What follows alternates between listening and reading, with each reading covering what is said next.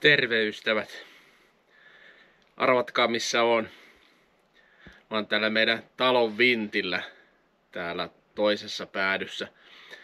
Mä oon tuossa pari kesää kuunnellut, että hitollainen pörinä kuuluu ampiaisia menevän ja näkyy menevän tonne vintille. Niin nyt pitää käydä katsoa, että millainen pesä siellä mahtaa olla, koska mun pitää talon päädyn laudotusta alkaa korjaamaan ensi kesänä, ja jos ne ampiaiset siellä vielä on, niin siinä tulee aika ikäviä tilanteita, niin käydäänpä kurkkaa, löytyisikö jonkunlainen pesä. Niin sitten lähdetään kiipeämään katsoa, mitä sieltä löytyy. Tällainen harjakolmio, näkee vähän kattoa, että siinä on pärekatto tuossa yläpuolella ja ruoteet on mitä on. Täällä on semmosia palonjälkiäkin, että tää on joskus ollut tulessakin tää vintti, mutta ei ole edes kokonaan palannut. Esitellään se joskus toisten. Koitetaan tosta ahtaasta raosta mahtuu katsoa tonne, mitä sieltä löytyy. Tikkaatkin on vähän miten sattuu. Jos semmoista kuuluu, niin mä oon kuollut tänne. Niin tätä videoita ei tuu, mutta jos selvisin hengissä, niin sitten video tulee. No niin. Eli tällainen purueriste. Ja ihan kuivaa näyttäisi olevan. Alapuolella on kylmätila, tollanen varastohuone. Niin tällä ei ole niin kauheasti väliä, että miten tää tuulettuu. Pistetään tosta vähän lisää valoa päälle. Tuo jumalauta, minkä kokoinen pesä. Oho. Tonta taas katso. Siinä on vähän märkää. Tää on vuotaa tuolta. Joo, pitää korjata se. Mutta muuten on ihan kuivaa puru. Oho, nyt on muuten iso pesä. Ei saakeli. Onkohan siellä ketään kotona uskaltaako sitä mennä tökkimään. Täältä ei mennä kauhean nopeasti pääse karkuun. Tuolla on muutama pienempi pesä tuolla. Sitten on jotain rippeitä. Siis täällä oli silloin kun me muutettiin, niin mä kävin täällä. Niin täällä oli sellainen niin kuin rantapallon kokoinen, isompikin vielä. Sellainen jumppapallon kokoinen pesä oli. Mä sen silloin hävitin. Tossa jotain riekaleita vielä siitä on. Mutta nyt on näköjään tullut uusi. Mitenhän nää menee? Onko siellä joku kuningatar sisällä tai mitä? Tuolla on tollanen pienempi. Pökätään se ensin alas. Siellä on jotain puunpätkiä. Näissä ei varmaan nyt talvella ole kyllä ketään kotona. Toivon mukaan. No siellä ei ainakaan. Ei kyllä tuollakaan.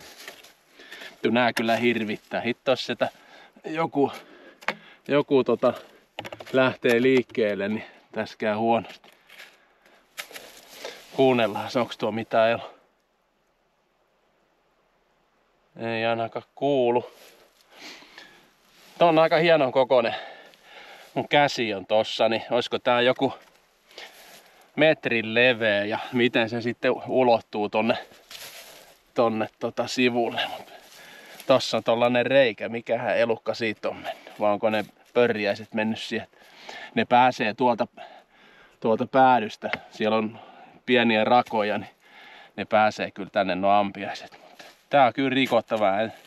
En halua tää laudotus, mikä tossa näkyy, niin no tää yläosa on kunnossa, mutta alaosaa pitää uusia. Niin sit kun tossa pitää paukuttaa, niin jospa niitä ampiaisia sieltä rupeaa tulee kimppuun, niin en halua sitä. Onks tuolla on siellä joku puru? Mut pistetään tuo nyt palasis, katsotaan. Koitetaan tosta avata tuolla. Vielä ei tuu ketään. Ei siellä taida olla ketään kotona. Ihan tämmöstä höttöä se on.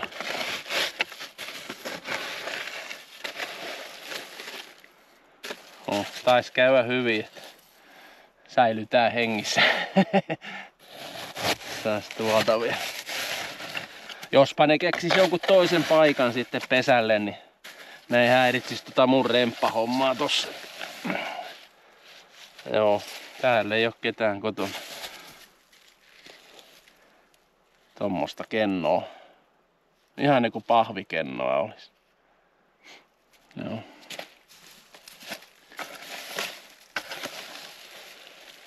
Joo, siellä on taas nuo loputkin. Se on niinku levittäytynyt tuohon purun pinnalle toi pesä ja siitä lähdetty sitten rakentamaan. Vai tekeekö ne ensin sen tonne ylös kiinni ja siitä lähtee sitten tuomaan alaspäin.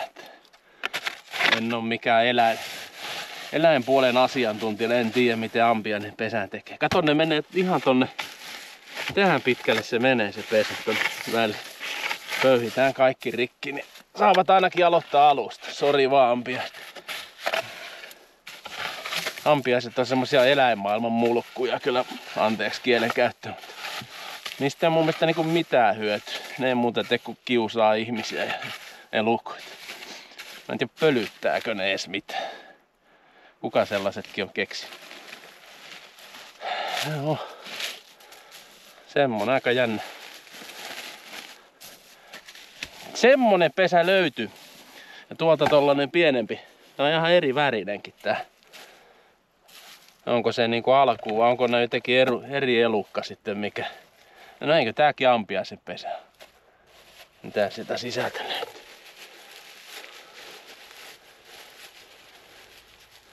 Toivottavasti ei mitään elää. Näin.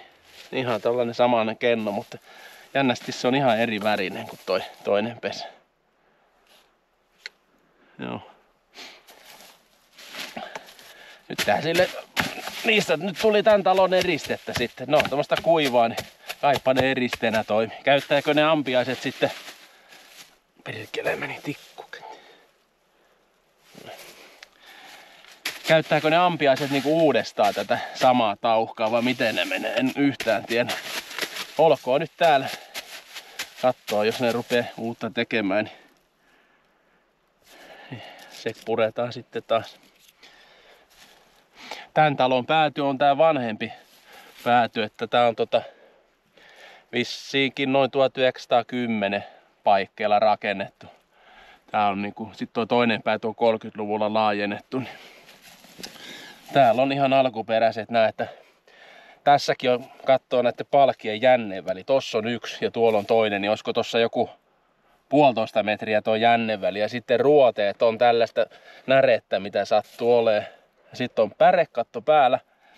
Sen päällä on sitten koolattu tiilikatto vielä. Niin tää on jostain yli 100 vuotta, 115 vuotta ollut tää katto. Ja tää on vieläkin kunnossa, niin mitotetaanko nykyään vähän yliten noita rakenteita, koska tää on ihan suora vielä. Ja tää ei todellakaan ole mitään lujuuslajiteltua tää puu ja hyvin on kestänyt ryhdissään. Niin tuli vaan mieleen, kun itselläkin on tuo puualan koulutus, tullut näitä rakenteita mitotettua aikanaan koulussakin. Tuntuu, että varmuuskertoimia joka homma, että mikä on niinku riittävä, niin tää on kyllä hyvin pysynyt ryhdissä.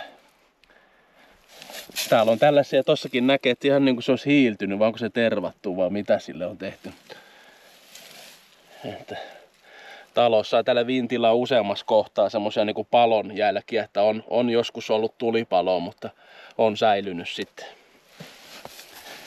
Tämän talon paikallahan on ollut 1850 on ilmeisesti rakennettu niinku torppa alun perin. Ja se on 1908 on sitten palannut koko rakennus. Et siitä löytyi sinne vanha lehtileike. Niin oli joesta pitänyt, tästä on noin kilometri tonne jokeen vähän päälle. Joesta oli pitänyt hakea sammutusvettä, kun kaivosta oli vesi loppunut. Niin se oli helmikuun pakkasilla kerennyt koko talo palaamaan sitten kivijalkaan asti. Niin sitten on rakennettu muutaman vuoden sisään sitten uusia. Ilmeisesti samalle kohtaan. En tiedä, onko samalle kivijalalle tehty. Voi olla, eikö se sillain ollut ennen vanhaa tapana. Tuollakin on mutta joku seppä laittanut muovia tonne tiivisteeksi. Joo. Mutta semmonen hei. Ampiaispesä löytyy ja se olisi tuhottu. Sori vaan ampiaiset. Muuttakaa hitto muualle, ettei täällä kaivata. Kiitos. Katsoit videon, niin ihmetellähän taas lisää. Ei muuta kuin terve.